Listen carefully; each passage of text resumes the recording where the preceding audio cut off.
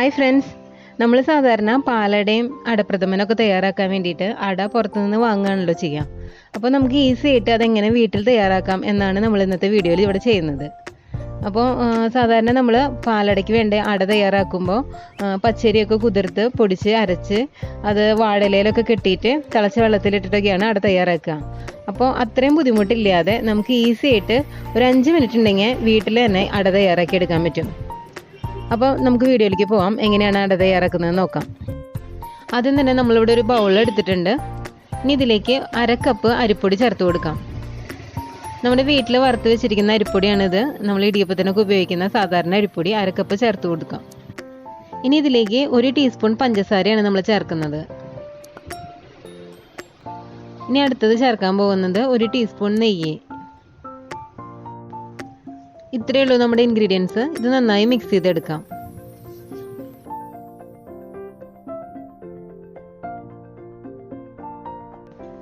നമ്മൾ ഒഴിച്ചിട്ടുള്ള നെയ്യ് പൊടിയിൽ എല്ലായിടത്തും ആവുന്നത് പോലെ നമ്മളിപ്പോൾ മിക്സ് ചെയ്തെടുത്തു.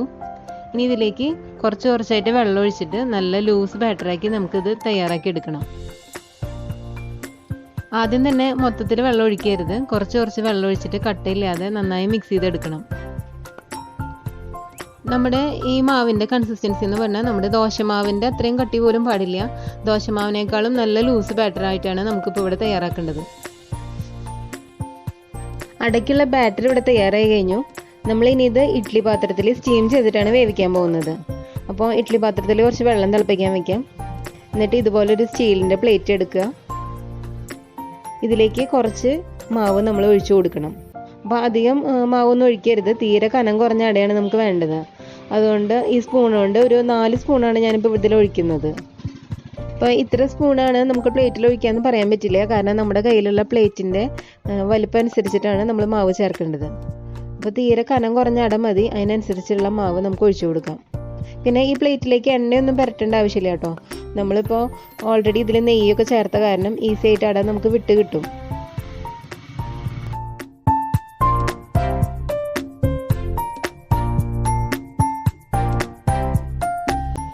ഇഡ്ഡലി പാത്രത്തിൽ വെക്കുമ്പോൾ ഇതൊന്ന് ലെവൽ ചെയ്ത് വെക്കുക. അങ്ങോട്ടും ഇങ്ങോട്ടൊന്നും ചെരിഞ്ഞു പോകാതെ ഒരേ കനത്തിലുള്ള അട കിട്ടാനായിട്ട്.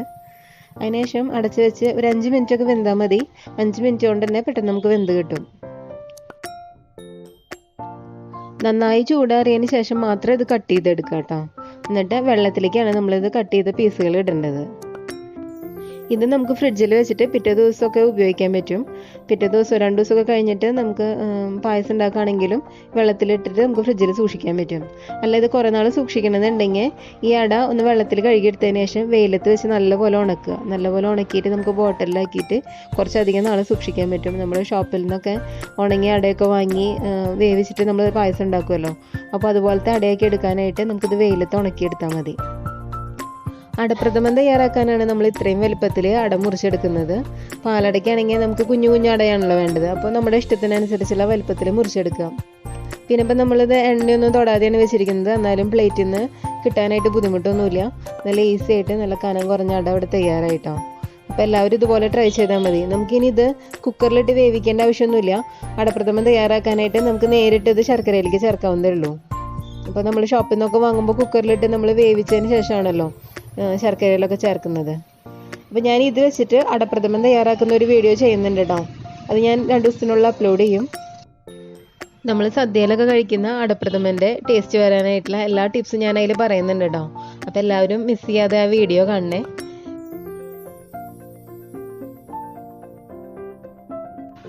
അപ്പോൾ ഈ ഓണത്തിന് ഹോം മെയ്ഡായിട്ടുള്ള അട തന്നെ തയ്യാറാക്കിയിട്ട് എല്ലാവരും എന്നെ ഫീഡ്ബാക്ക് അറിയിക്കുക. വീഡിയോ ഇഷ്ടപ്പെട്ടാൽ ലൈക്ക് ചെയ്യാൻ മറക്കരുത്. Thank you.